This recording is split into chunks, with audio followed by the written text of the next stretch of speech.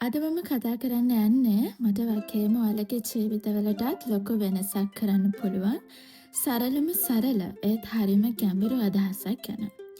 මේක අපිට කියලා දෙන්න වෙන කවුරුත් නෙවෙයි සටන් කලාවේ රජු බෲස් ලී.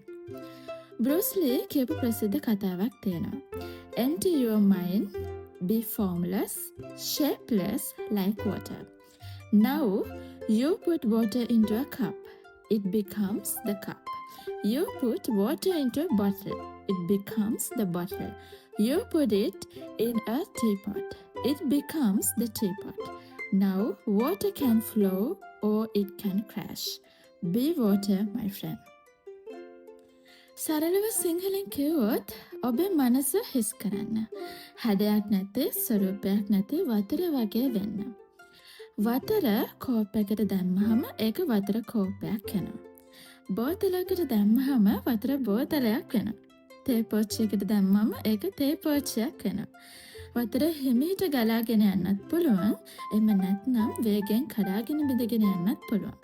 මගේ මිත්‍රයා වතුර වගේ වෙන්න. මේකෙන් මොකද ඇත්තටම අපේ ජීවිතයට ගන්න තියෙන්නේ? අංක 1 තමයි හැඩ ගැහෙන්න. Be adaptable. හිතන්නකෝ ජීවිතේ හරියට ගලාගෙන යන ගංගාවක් වගේ.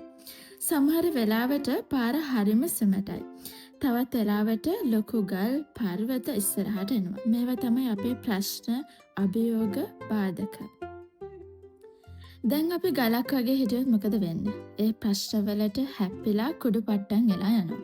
ඒත් අපි වතුර වගේ වුණොත් අපි ඒ ගල වටේ ගලලා අපේ ගමන යනවා. පාරක් නැත්නම් අලුත් පාරක් හදාගෙන යනවා. ජොබ් එක නැති වුණාද? සම්බන්ධයක් කැඩුණාද? විභාගයක් ෆේල් වුණාද? ඒ ප්‍රශ්න ඉස්සරහා ගල් දෙලා එක තැන ඉන්න එපා. වතුර වගේ වෙන්න. තත්ත්වයට හැඩ ගැහෙන්න. අලුත් මගක් හොයාගන්න. අද කාලේ තියෙන තරඟකාරී සමාජයේ ජීවත් වෙන්න නම් මේ නම්‍යශීලී ගතිය අනිවාර්යයෙන්ම ඕනේ.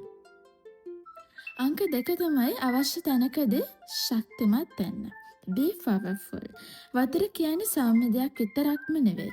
හිමින් ගලන දියපාරක් හිතට කොච්චර සැනසීමක්ද. ඒත් ඒ වතුරම තමයි සුනාමියක් වෙලා වේලක් කඩාගෙන ගිහින් හැමදේම විනාශ කරන්නේත්. අපේ ජීවිතෙත් එහෙමයි. හැමතිස්සෙම රණ්ඩු වෙන්න, දරුණු වෙන්න ඕන නැහැ.